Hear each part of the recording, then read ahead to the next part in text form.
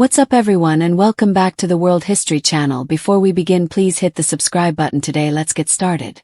How the Golden Ages of history affected the lives of the poor. A Golden Age is defined as being a period of peace, prosperity, and happiness. Early Greek and Roman poets used the phrase to describe how people lived in an almost idealized time and place. It is a point in history where art, science, and philosophy thrive, and where economic growth is unparalleled. There have been many golden ages throughout history.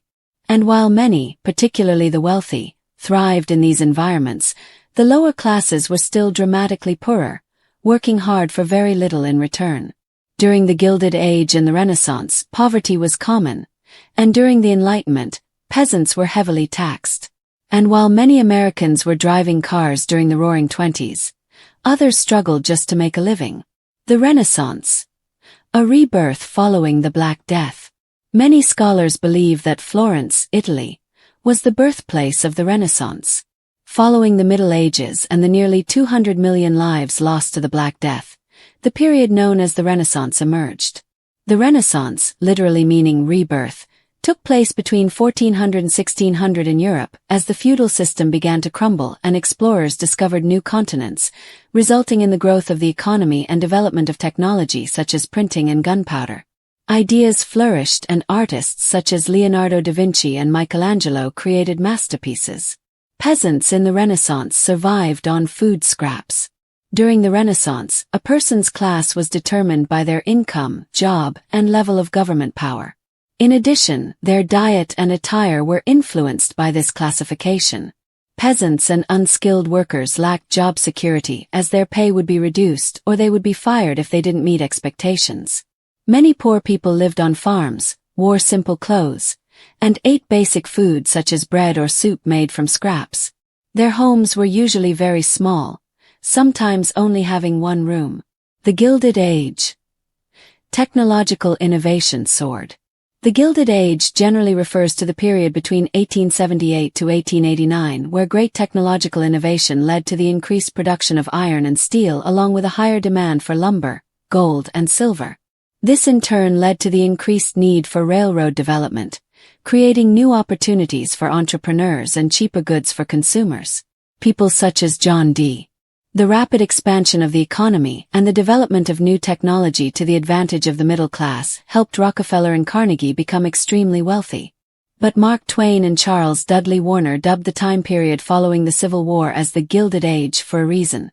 Political corruption and social problems ran rampant underneath all the dazzling innovations. Farmers and laborers struggled to make a living during the Gilded Age. During the Gilded Age, farmers were hardly able to pay their bills and feed their families. They faced challenges such as droughts, plagues of insects, falling market prices, and high interest rates. They frequently laid the blame for their worsening circumstances on the proliferation of railroads, land monopolists, mortgage companies, and other businesses. Industrial workers also had a hard time making ends meet and worked long hours for little pay in dangerous conditions. Small farmers lived in poor conditions and barely got by while industrialists and financiers built decadent homes for their families. The arts thrived during the Belle Époque. The Belle Époque in France lasted from the end of the Franco-Prussian War in 1871 to the start of World War I in 1914.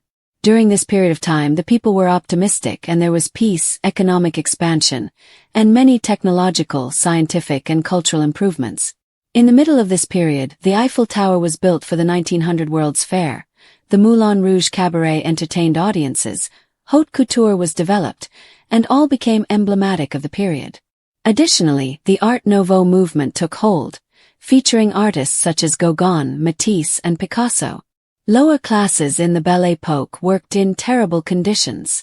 Not every French citizen benefited from the economic growth of the Belle Époque.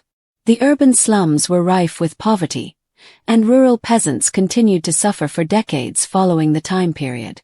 According to a study conducted in 1882, 27% of Parisians were upper or middle class, while 73% were considered poor.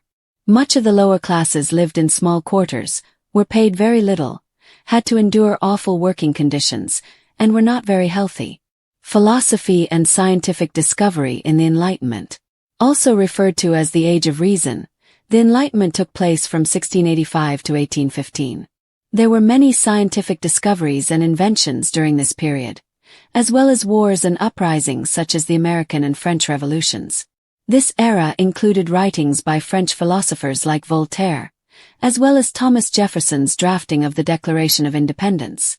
Scholars sought to spread knowledge and reason as well as universal education. The 18th century attitude about poverty. The lower classes must be kept poor.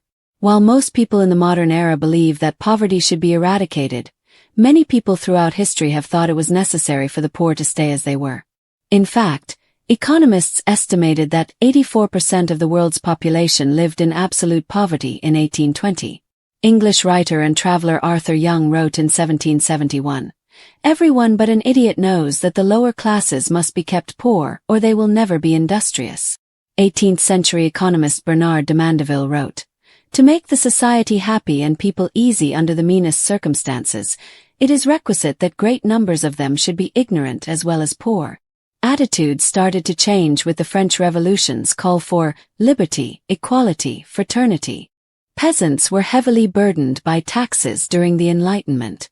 The French Revolution was greatly influenced by the Enlightenment and the desire for popular sovereignty and inalienable rights.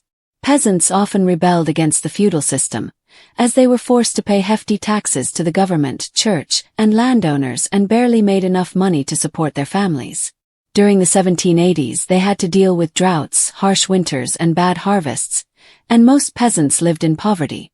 Imperial expansion and a time of peace in the Victorian era. During the Victorian era, 1837 to 1901, there was peace in Britain. The nation did not fight wars with other nations and made significant progress in science, literature, art, and technology. The British Empire was trading goods and making money, and railroads contributed greatly to economic prosperity. It was a period of global imperial expansion, and the country established colonies all over the world, particularly in Asia and Africa. The Victorian era. Child laborers and a rise in criminal activities. The population of the United Kingdom grew tremendously during the Victoria era as more children were surviving infancy and an influx of Irish citizens arrived, fleeing the Great Potato Famine. The Industrial Revolution and new inventions meant fewer skilled laborers were needed, and unemployment rose drastically, so parents were forced to send their children to work for little pay. Often two families would have to share one home, and as a result contagious diseases were easily spread. Many people even resorted to criminal activities such as pickpocketing, mugging, and burglarizing homes to feed themselves. The Porfiriato period brought political stability and economic growth to Mexico. Porfirio Diaz became the president of Mexico in 1876 and served until 1880. He was re-elected in 1884 and held the job until 1911. The Porfiriato period took place from 1876 until 1911, and refers most specifically to the different administrations what were in charge from 1884 to 1911. The period was marked with strong political order and stability as well as economic growth. Under Diaz's presidency, 10,000 miles of railroad tracks were set, which helped move goods and allowed citizens to leave farms and find jobs in the city.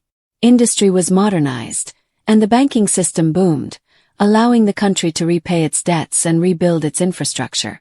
Social injustice and inequality during Porfiriato. While the wealthy benefited from economic growth during the Porfiriato period, most citizens were forced to work in order to stay alive and were subjected to social inequality and injustice. The introduction of international corporations and haciendas, large estates, mines, factories, and plantations, turned some indigenous people into indentured servants while mestizo farmers and miners became laborers. There was so much unrest in Mexico that Diaz's government created a rural police force and used federal troops to maintain order. Jazz, Art Deco, and economic prosperity defined the Roaring Twenties. Between 1920 and 1929, the wealth of the United States more than doubled, and the economic prosperity of the decade ushered Americans into a new age of consumerism. As a result of national advertising and chain stores, people from the West Coast to the East Coast bought the same products, played the same music, and performed the same dances, such as the Charleston.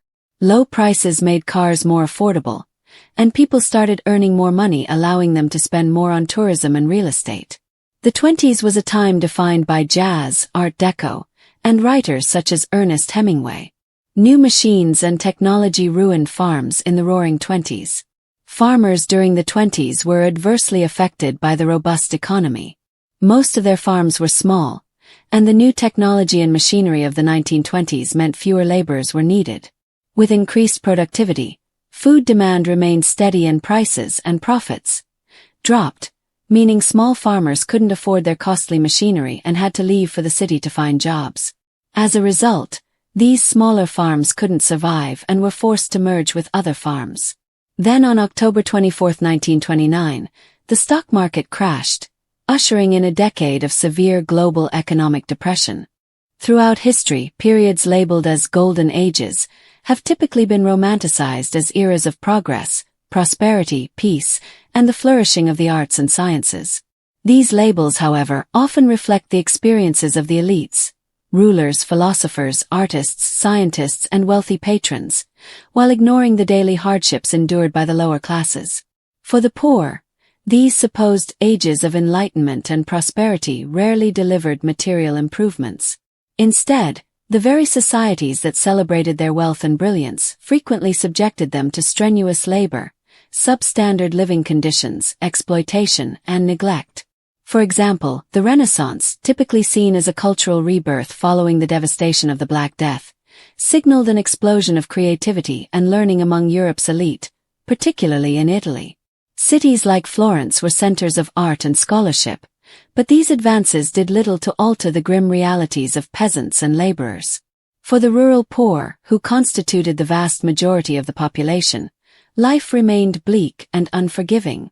The feudal system still held sway in many parts of Europe, and peasants lived on small plots of land, often barely able to produce enough food to sustain themselves after taxes and tithes were extracted. Those who moved to cities in hopes of better opportunity often found themselves in cramped, one-room homes, surviving on little more than bread, vegetable scraps, and thin soups. Unskilled laborers faced chronic insecurity. There was no job stability, no unemployment insurance, and few protections from arbitrary dismissal.